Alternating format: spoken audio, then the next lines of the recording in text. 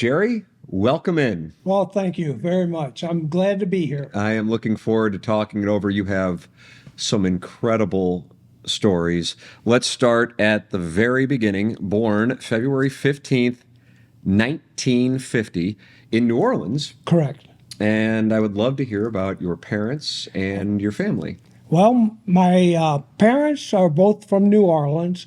Well, my mother was born on a bayou in rural Louisiana, Bayou Lafourche, and she was one of six, and she met my father. Her family moved to New Orleans, and she was on a plantation in rural Louisiana. They raised sugar cane, and they eventually moved to New Orleans, and she met my father there, and eventually got married. My father had one sibling, and he was already always from New Orleans. Okay, got it. And they got married. He went off to war, and he served in the Pacific, and he worked for the Army Air Corps during the war.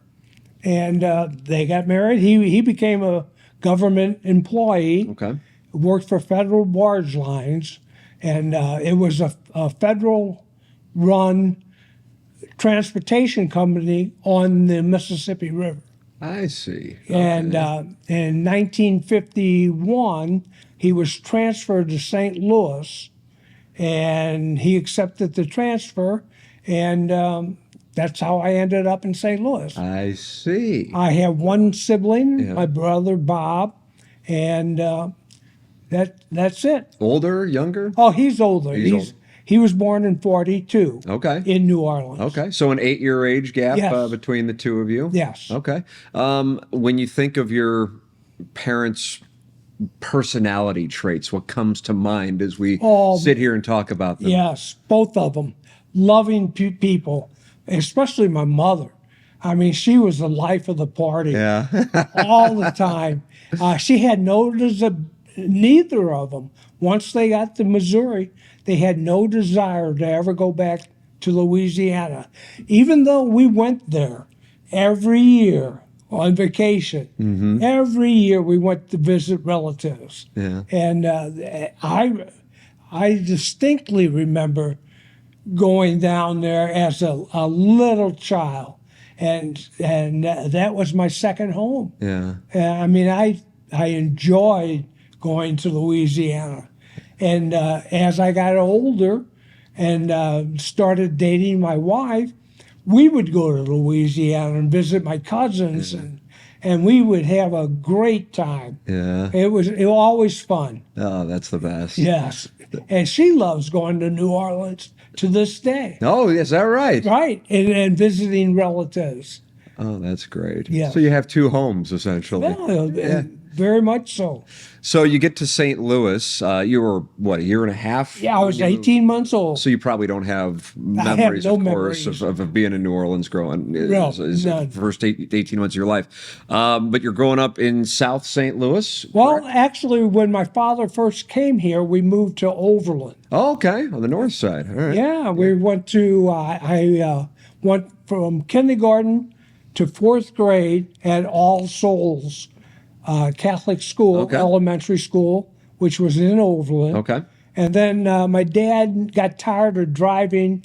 His office was on the Mississippi River down in South St. Louis, South City. And he eventually got tired of making that drive from Overland to South City. And we bought a home in South St. Louis. South St. Louis. Right. Okay. So you then are switching schools. I went to Immaculate Heart of Mary. Right. On the south side. Was that tough to switch schools? No, it wasn't. I just had to make new friends. Yeah. Probably not a tough thing for you if I had Well, to I guess. was in fourth grade. Yeah. Right.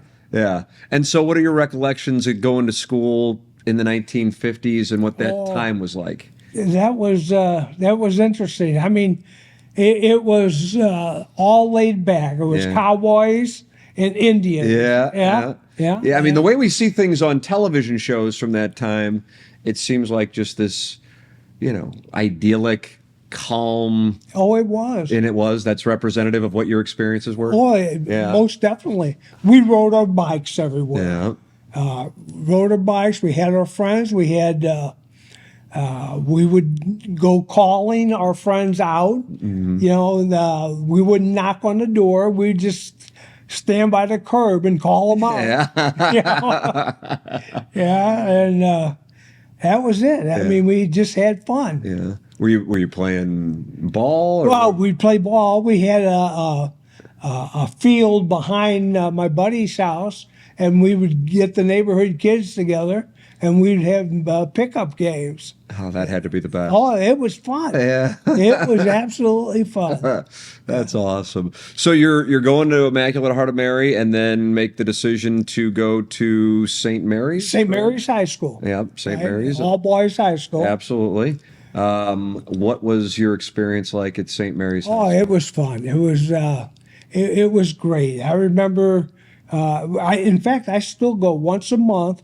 We have a mini class reunion at Three Kings on Manchester Road. Sure, absolutely. And we get together and just reminisce. There's about 30 of us that get together, and we just sit around when we eat lunch and just have a good time. Yeah, that has to be the best. Still a core group of friends all these years later. Oh, yeah. That's awesome. Yeah. I always like to get people's perspective on historical events. And so you were probably in 7th or 8th grade when President Kennedy was shot. I was homesick that day. Oh, wow. Yep. So everybody I've spoken with, of course, they were in school. Right. You're in a different set of circumstances. So they heard about it through a teacher, the principal. They may have been sent home. How did you find out about it? It came on the news. It broke into live, television. Yeah. Live newscasts.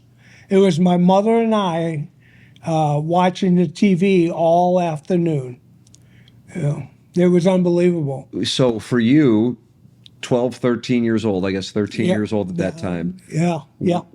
What is going I through mean, it was more eventful for my mother than it was for me. I mean, I remember it all. I know exactly where I was. It's just that it didn't have that much of an impact on me at the time. It was more so later in life. Yeah.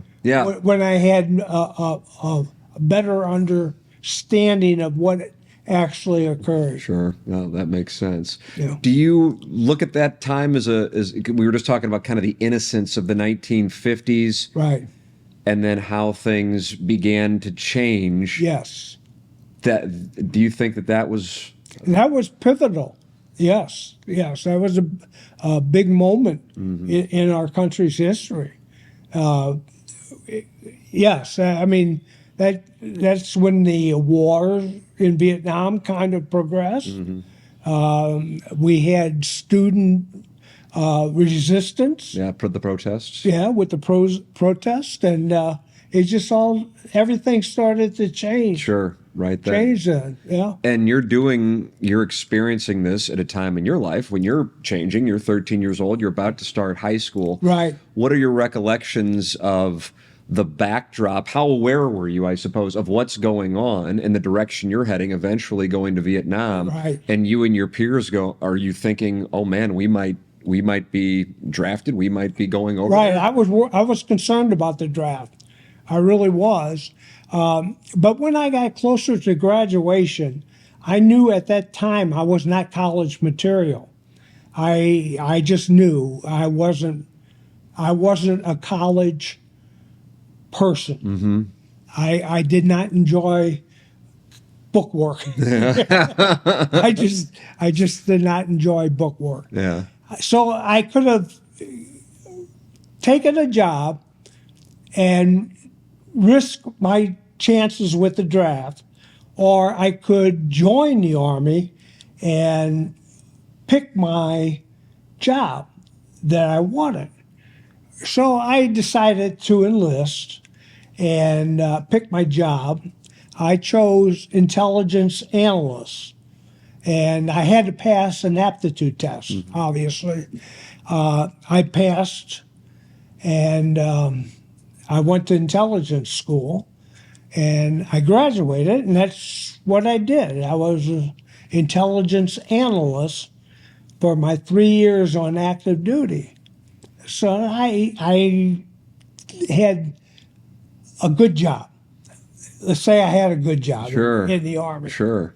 So we have some pictures of you in Vietnam.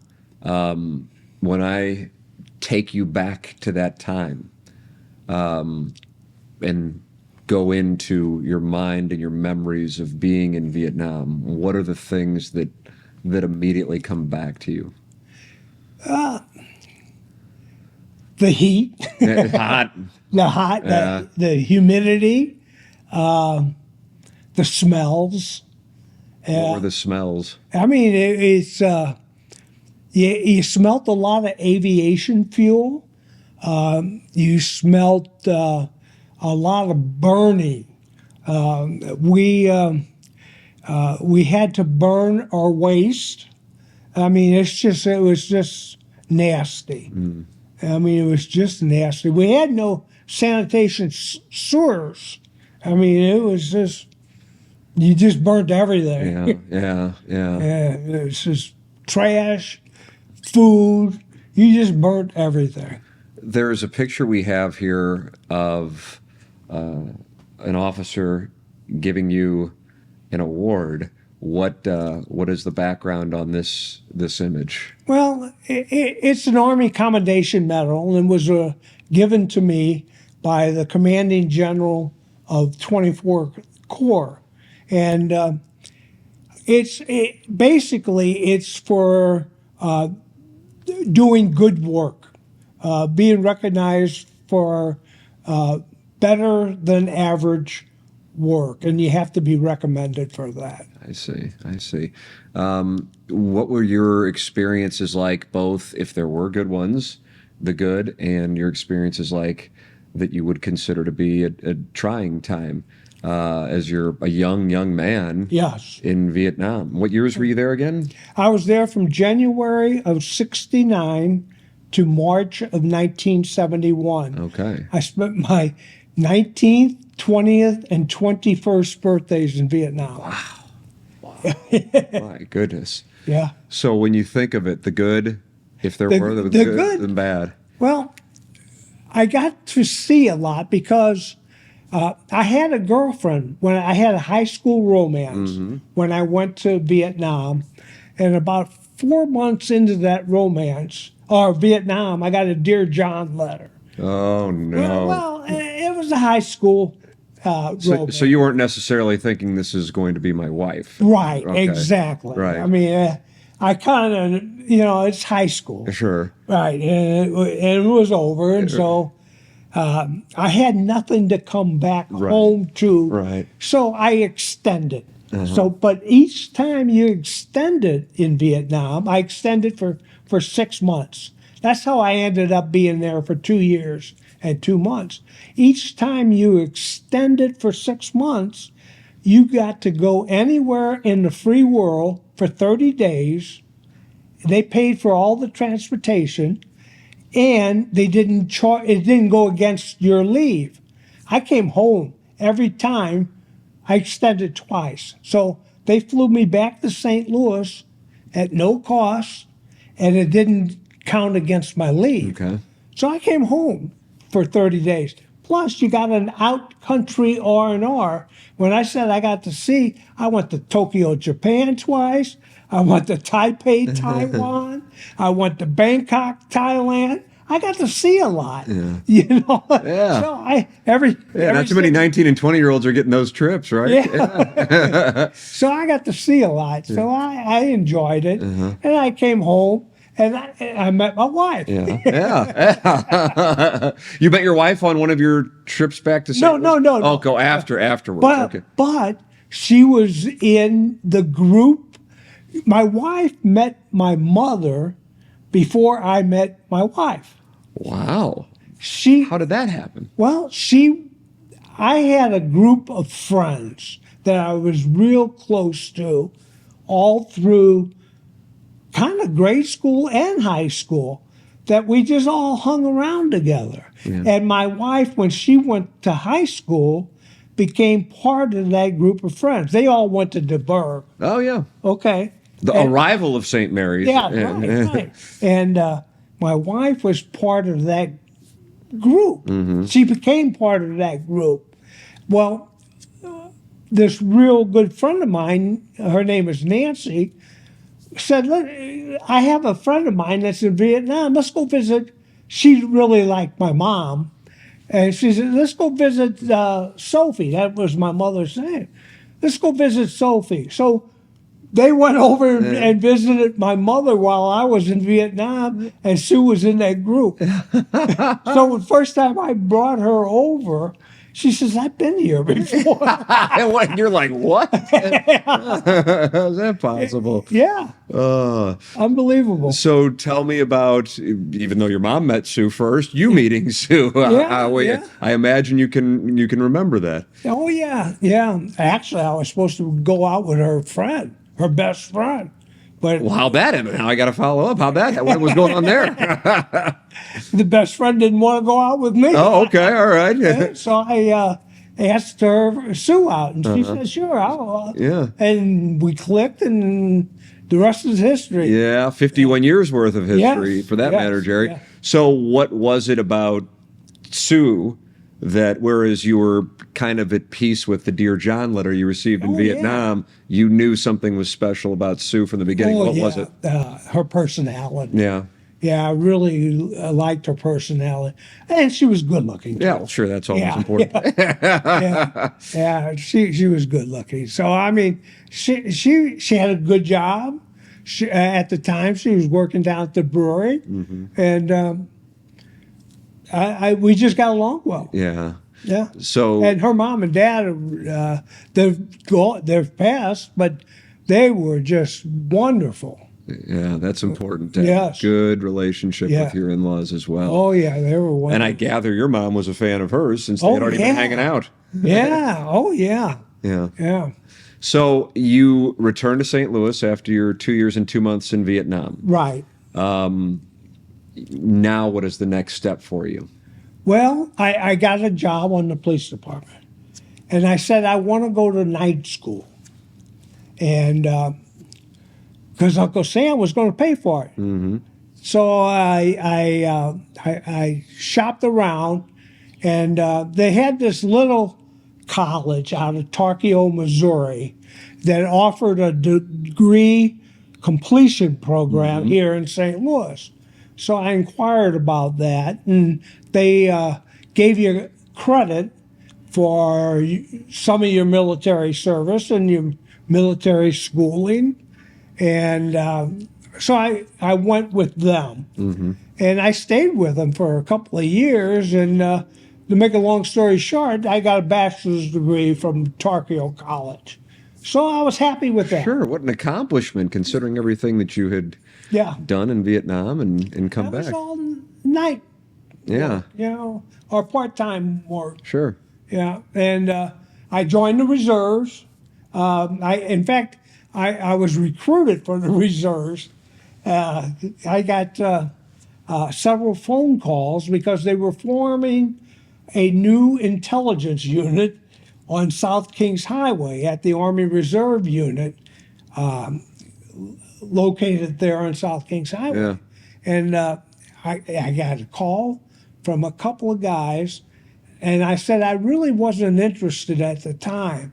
But we have a lieutenant on the police department who was a command sergeant major down in the reserves. He called me up.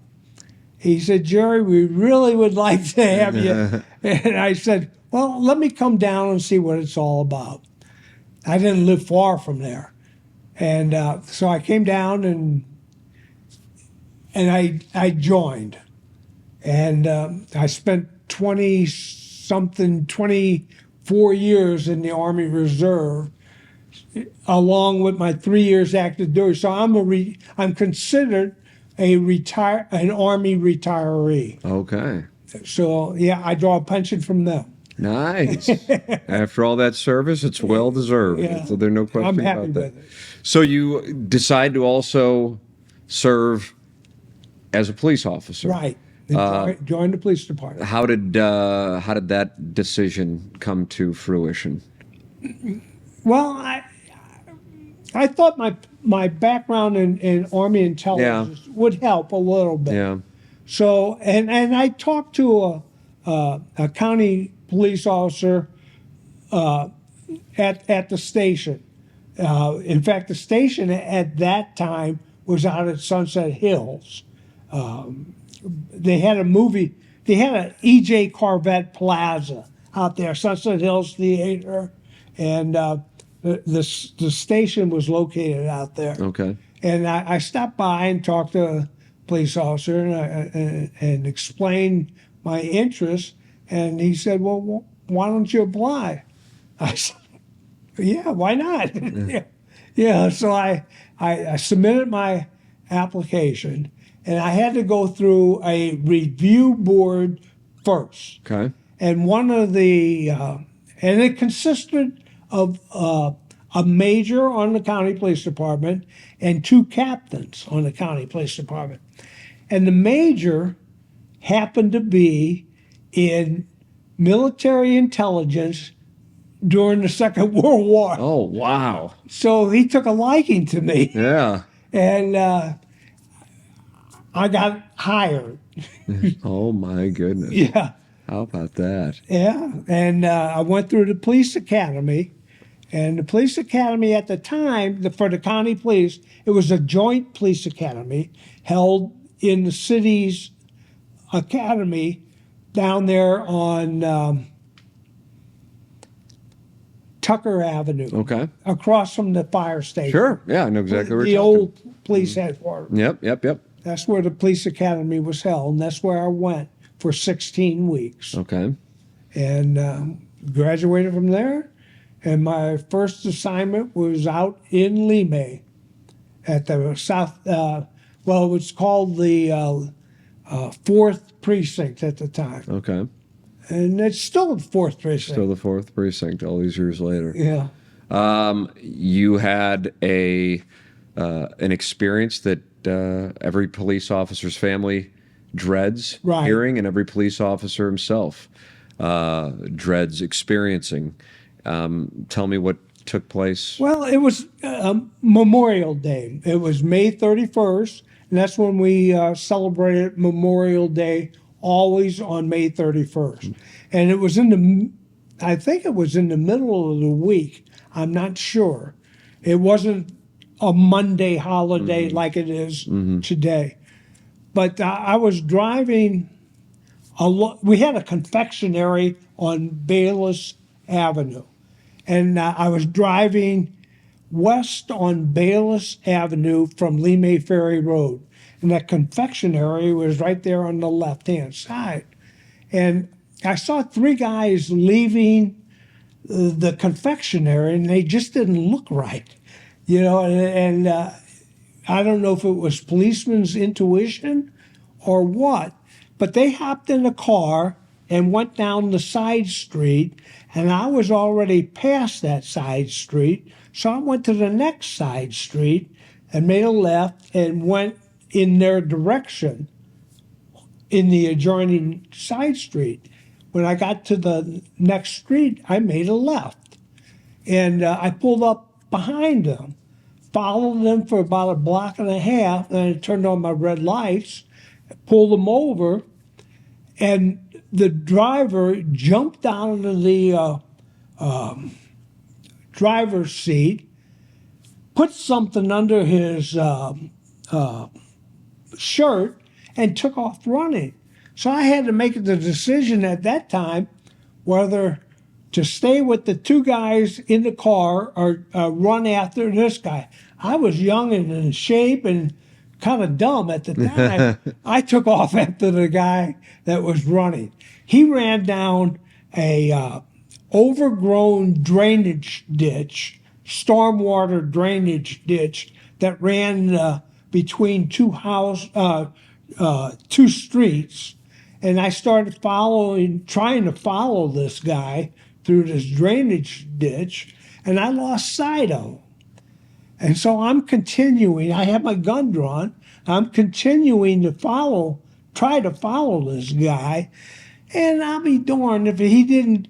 He was hiding behind a bush to my left, and when I noticed him, I started to turn, and his gun was right here, and I reached for his gun, and he started shooting, and he shot a bullet right through my thumb, and the rest went into my body, and he had an automatic, and I had a pistol, and he had more rounds than me. I just had 6 shots, and he got off all of his shots, and I got off all of my shots, but he got the best of me.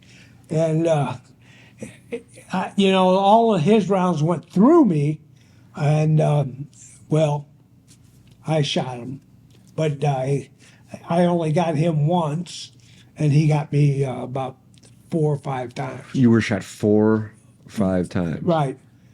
Depends on how you count it. I'm thinking this bullet that went through my thumb also went into my body somewhere. I see. I'm thinking. I don't know for sure. Sure. So, I mean, you're shot. Yes. What? I went into shock. They found me hanging on a back fence of a yard, still waving my gun, but I'm not coherent, and I'm bleeding pretty bad. Up a few houses lived a reserve. Well, back in those days, we had civil defense policemen, and up a few houses lived a civil defense policeman who was authorized to have a gun. He heard the gunfire, and he sees this guy that shot me. He's injured, and he's bleeding out of his arm. And, it hit his arm and bounced off his chest. He's bleeding. He didn't know what happened, but he sees this guy carrying a gun. He tells him to hold on, wait here. So he's got him detained.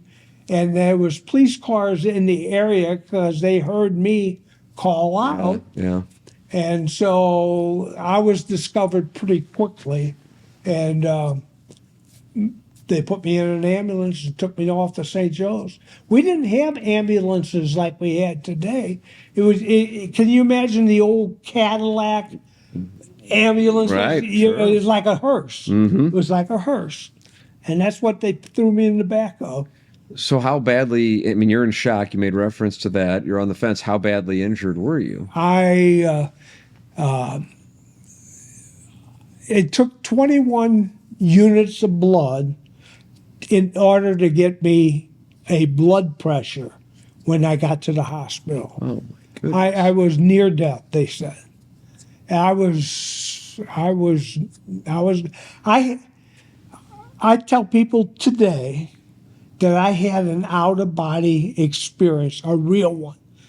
I watched myself being wheeled down the hallway at St. Joseph's, and I watched them work on me in the operating room.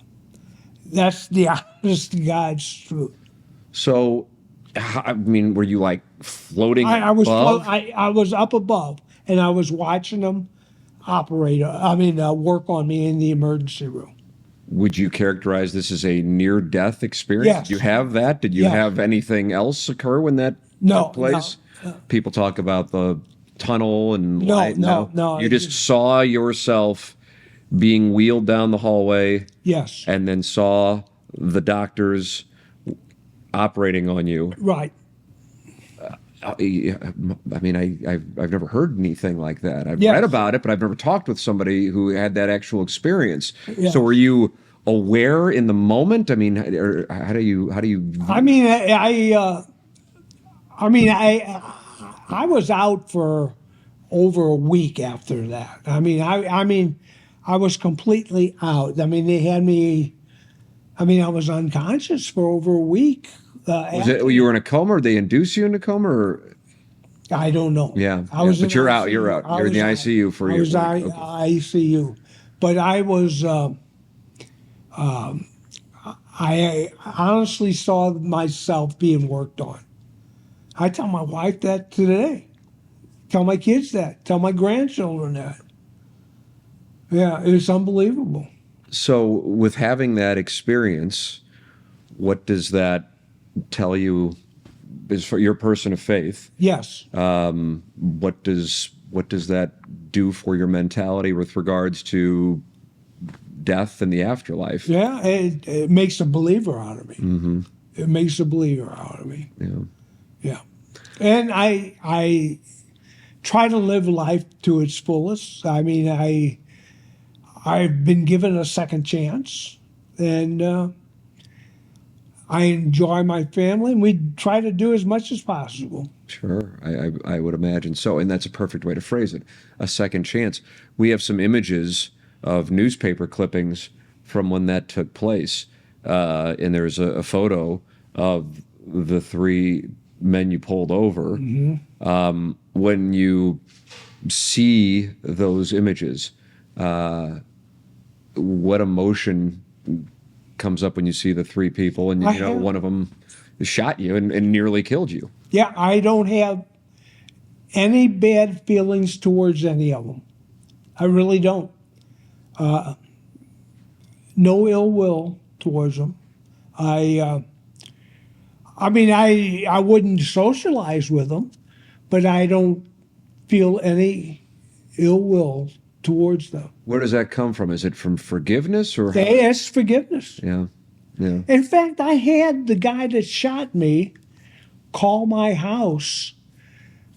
My daughter was in high school at the time, and I was working headquarters out in Clayton, and he called the house. My daughter answered, and he wanted to know if I was there, and she said no, he's at work, and my wife said, who was that? I don't know. Kohler popped up on the caller ID. And my wife said, Kohler. And she looked and she says, Robert Kohler, that's the guy that shot your dad. And she called me right away and gave me the number, and I called him. And we had a conversation. And he found God, and his pastor told him it would be a good idea if he would apologize. And that's what he wanted to do. He wanted to apologize. So I accepted his apology, but I also told him he's to never, ever call me again or call my house again, because I don't want to talk to him. Yeah. Yeah. I mean, that had to be a moment, having a Oh, conversation that was with. terrible Yeah. for my family. Sure. I mean, that brings all of that Yeah. to the forefront. Yeah, he called my house. Wow. Yeah. Oh my goodness. So I was listed in the phone book. you're listed in the phone book. That is that's not the way that it works. Well, first off, there aren't phone books anymore, but Right. but And most policemen don't. right. list that. That's what I was about to say. Yeah. Most policemen are unlisted Yeah. in general. So you're out, as you said, for a week. You have a near-death experience, and then you go through the process of healing and Yes. rehabilitating. And you're a young man. You're what, 23-ish Yes. when this takes place? Well, I was. It happened in 72. 72. So you're 22. Yeah. Okay. All right. So I you're got married in 73. You got married in 73. So what are you thinking going forward after this takes place and you're nearly killed as far as your career? Well, I wanted to go back to work, but after I came out of after I woke up, and I could only communicate by writing notes. And one of the first notes that I wrote was, "Am I in trouble? Am I in trouble?" Because it's instilled in policemen, don't ever fire your gun because you'll be in trouble if you fire your gun. So I was really, really worried that I was going to be in trouble. And that was one of the first notes I wrote, was I in trouble?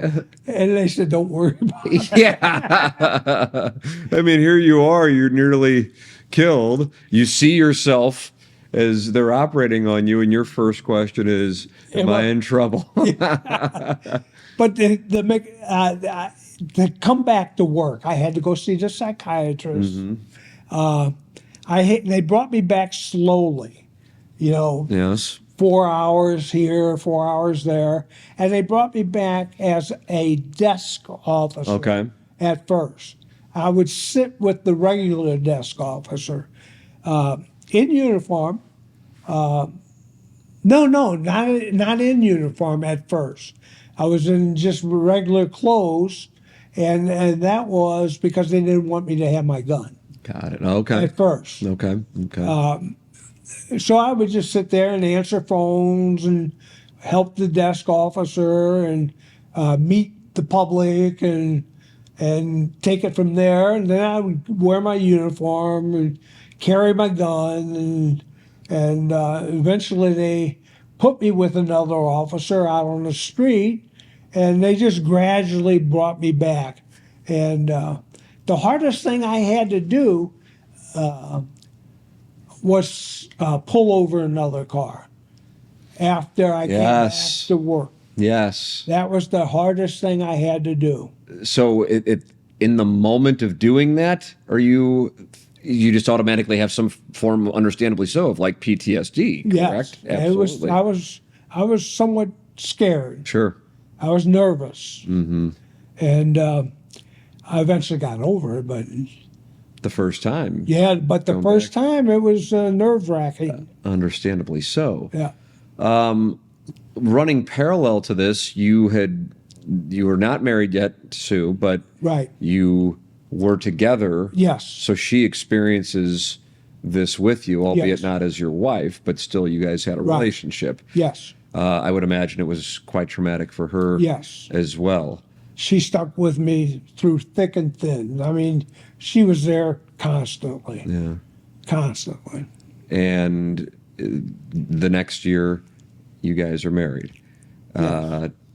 Looking at a picture of your wedding day, a distinctly 1970s tux. Yes, yes, it was. What are your recollections of your wedding day, Jerry? Oh, I do know it was windy. At the time, we lived. I was living with my parents. I had an apartment before I was shot, but after I was shot, I gave up the apartment, and I moved back home with my parents. And I was living with my parents at the time. I got married, and they lived on Carondelet between 55 and Morganford. And the River de Pere Sure. was flooding at the time, and it was right up to almost to their house. Oh, my. They lived 2 houses off of Courtois, Okay. and it was flooded. So the backdrop was River de Paris flooding, Carondelet's closed, and it was very windy, and I'm really sick. Yeah, I'm sick, and it's because of the shooting.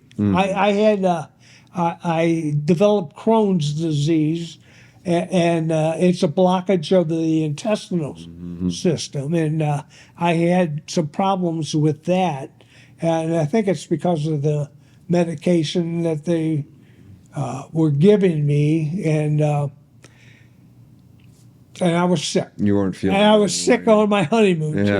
Yeah. But as you said, Sue stuck through you. Oh, stuck yeah, with you yeah. through thick and thin. Yeah. And 51 years of marriage, as you and I sit here in April of 2024, and that 51 years of marriage has led to a family. Yes. Tell me about becoming a father, and tell me about your children. Oh, the children are. I became a father. My son Tom, he was our first. He was born January of 1980, and what a charming individual he is. He's a prince, and my daughter came along 2 years later, in September of 1982, and both have done extremely well with education and their jobs, and I'm very, very happy for both of them. Yeah. And Tom's married and has 3 children. His wife, my daughter-in-law Jenny, she is a doll. I mean, I couldn't be happier with a daughter-in-law like her. I mean, takes the cake. Yeah. I was blessed there. Yeah. And my 3 grandkids, Augie, Jack, and Isla, I love them to death. Yeah. I mean, I had the best family around. Oh, that's the best to Yeah, hear. I mean it. And I was happy on our 50th wedding anniversary, I was able to scrape the bottom of the barrel and take everyone, all of them, to Hawaii for 9 days. Wow. Yeah, that was the proudest moment in my life. Oh. I mean, none of the grandkids had flown before, and like I said, I scraped the bottom of the barrel, and I was able to put together a 9-day trip for my whole family to go to Hawaii for 9 days. That is the best. That had to be, as you said, a proud, proud moment. Oh, it was. I loved it. I loved it. Oh. And we stayed right on the beach in Oahu, Yeah. right on Waikiki Beach, and stayed in a one huge condo, and it was beautiful. That had to be the best to have Oh. everybody there on Yes. top of it, all Yeah. together, staying together. Yeah, we had a great time. Oh, that's incredible, man. That's a great thing to be able to give your family on your Yes, on our for our 50th wedding 50th. anniversary. Yep. I can't wait to get your perspective on this. How do you feel the world has changed in your lifetime, both for the better and for the worse? Oh, technology, obviously. I mean, that's for the better. I mean, the things that we can do today that we couldn't do years ago is amazing. Mm-hmm. I mean, it's beyond my comprehension. And the things that are going forward in the future, it's unbelievable. I mean, that's all for the better. Mm-hmm. I mean, I'm talking military. I'm talking about business. I'm talking about personal. It's unbelievable. Yeah. I mean, technology is all for the better, and it's beyond my comprehension. People oftentimes cite medicine and medical. Oh advances. yeah, I'm sorry. Yeah, medical. Yeah. Medical. I mean, the research that's being done, research that has been done. Sure. Just for example, when I received my blood transfusions back in 1972, 21 units, they didn't screen the blood as well as they do today. And as a result, I had hepatitis C. They back then they didn't know hepatitis C. Right. They called it hepatitis non-A, non-B. Okay. One day I used to give blood. One day I got a letter from the Red Cross saying, "We don't want your blood anymore. You better go see your personal physician." So I went, and they said, "You have hepatitis C." Went down the slough. They cured it. I took Harvoni, which it was a relatively new drug, and they were able to cure my hepatitis C. Oh my goodness. I know, it's amazing. That's just Yeah. that's medical. Yeah. I mean, that is just keeps on evolving. Yeah. I mean, I love it. That's incredible. Yeah. You also note that while social media is part of technology, you feel social media has contributed, quote, to the toxicity Yes. of the current culture and has made the world worse. What is your perspective on social media? Well, there's just a lot of bad things occurring with social media. And I'm talking about youth of today.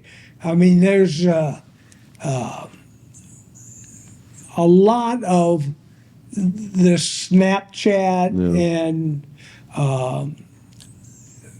just, I don't even know how to say it. It's just degrading our youth of today, and there's just too much reliability. There's not a lot of communication, personal, one-on-one. Interpersonal, face-to-face social Right. interaction. Yeah. Yes. Yeah. Yes. It's just too much behind the phone and behind the keyboard, Yeah. Yeah. and not enough interaction going on, one-on-one. Absolutely. I could not agree with you more. I don't know what necessarily is the solution No, I don't to that. Do you That's technology Yeah. advancing. yeah. Do you have any social media accounts? Do you have a Facebook? Yeah, I do. Yeah. I do. I'm on Facebook. Yeah. Yeah, Yeah. I'm on Facebook. But I only do it because of my friends. Yeah, I was about to say. post up. Yeah, then you can see that's how you I can stay see in my touch with them. cousins in New Orleans Yeah. on it. So, yeah. Yeah, the toxicity of social media is something that a number of people have brought up. What is your most cherished family tradition? You mentioned the trip to Hawaii. Oh, and that how was incredible great. that had to be. But as far as something that you guys do on a regular we basis, gather we gather every year, and we've been doing it for years on Christmas Eve at our house, and we have a big party on Christmas Eve. oh, that's the best. Yeah, and it's not just our family, but it's Sue's sister. Okay. And it's nephews and nieces. My brother doesn't come. He's not. He's starting to have dementia, Oh, okay. and it's sad. I take him out to breakfast every once in a while, but So is he? Are you able to communicate with yeah, him? oh yeah, Yeah. His There's- long-term memory is great. I quiz him all the time about his early childhood in New Orleans, Yeah. and he remembers a lot. Yeah. Yeah, and but his short-term memories. It's just starting to go. Yeah. But we have nieces and nephews and grandchildren and other grandchildren come from the other side of the family, Sue's side of the family, and we just have a big party on Christmas Eve. That's one, and we have a small pool. But 4th of July is a big party at our house. Yeah. And then we've been doing that for years. That's awesome. Yeah. What a great thing that is. You also talk about the importance of just having everyone together, whether it be 4th of July, Christmas Right. Eve, as now the patriarch. Yes. What does that mean to you? Oh, it means everything. Yeah. I mean, that's everything. I'm a big family person, Yeah. and I love having all the kids together. Yeah. We just don't do it enough. Yeah. That's what everybody says. You never do it enough. But Never when you do- have it, it's the because, best. You know, Tom's a dad. Yeah. He coaches. He has 3 active children, and they're all doing their thing. Sure. So he's very busy. He's got a very good job, and it keeps him busy. Sure. Absolutely. His wife keeps him busy, and my daughter. Well, we see more of my daughter because she's not attached right now. Yeah. Yeah. And so she comes over, but she has her own house Sure. that she has to maintain. Sure. That's the responsibility. Right. Absolutely. You know, throughout the course of our conversation, You know, there's all of these. I mean, Vietnam, becoming a police officer, you know, being shot. Yeah. And yet I have all these images of you receiving awards and getting what the Medal of Valor, Yes. for your service as a policeman. And I have to ask you about them. You're not necessarily volunteering them. Well, but there's what that speaks to is some humility. And but when we talk about your children, we talk about Sue. You know, you're lavishing compliments on them, and I think that's a wonderful trait. Yeah. But I want to ask about receiving these awards. I Yes. mean, here we have this Medal of Valor that you received from St. Louis for your time as a police officer. Tell me the background on that. Well, the Medal of Valor, that was received because they recognize people who have done heroic things during the past year. And what I was recognized for, I was able to give a partial description of the car and a partial license plate. And with that information, they were able to city police were able to track down the other two guys and make an arrest on those. Okay. And they said because of my injuries, they were lucky to get that information. And that's what I was. Yeah, man. That's, So the guy who they were shot. they were glue sniffers, and before they robbed the store, they were down off of South Broadway along the Mississippi, Sure. below Belle Reeve Park, test firing their gun, make sure it was working and everything. Yeah, but they, like I said, they were glue sniffers. Gosh, that's Yeah. real.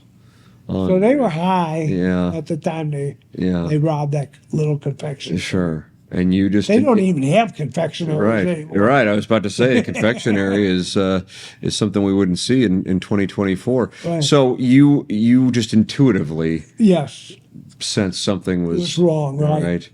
Man, that's absolutely incredible. What do you know now about living a happy and successful life that you didn't know when you were 20? Oh, I was carefree when I was 20. It was like party, drink beer, party, stay out late, sleep in. It was all about fun. No responsibilities. Now it's all about responsibility and family, and it's just responsibility. Yeah. How would you describe your health as we sit here? Oh, my health is somewhat okay. I mean, I was just cured last year of liver cancer. I mean, that's a big one right there. Yeah, but I was lucky. They caught it early, and they went in through my arteries, up through my groin, and used my arteries to place radioactive pellets directly on the tumor in my liver to kill the tumor. Gosh. So I didn't have any surgery. I didn't have any chemo. I didn't have anything other than one-time treatment. And they were able to kill the tumor and kill the arteries that were feeding the tumor. Wow. So that's done. That's unreal. Yeah, it is. Oh, They call it radiology, interventional radiology. I know, that was just last year. Jeez. I mean, 20 years ago, that's likely a death sentence. Yes, And here you didn't even have to have right. chemotherapy. And you're feeling good? And I'm feeling good. Wow. But I have cirrhosis of the liver, and that's a result of the hepatitis C that I have. I'm not a drinker, and it's a result of the hepatitis C Got it. that I had. Yeah, got it. Final thought. You know your family is going to watch this. Yes. You have 2 children. You have grandchildren. You have your wife of 51 years. Yes. What would you like them to know? What would you like to make sure they hear? What would you like to say to them? Oh, I've been blessed. I have really been blessed to be a part of this family. My children, my wife, my grandchildren, they are the best. My daughter-in-law is the best daughter-in-law one could have. I love all of them very much, and I wouldn't trade any of them for anything. That's the best I have. What else could you ask for? Yeah, I couldn't ask for anything greater than what I have right now. You're a man who's made the most of the second chance. Yes. That's for certain. Jerry, thank you so much for Oh, telling it's been a some pleasure. incredible stories. I really appreciate your time. Okay, it's been a pleasure. All right.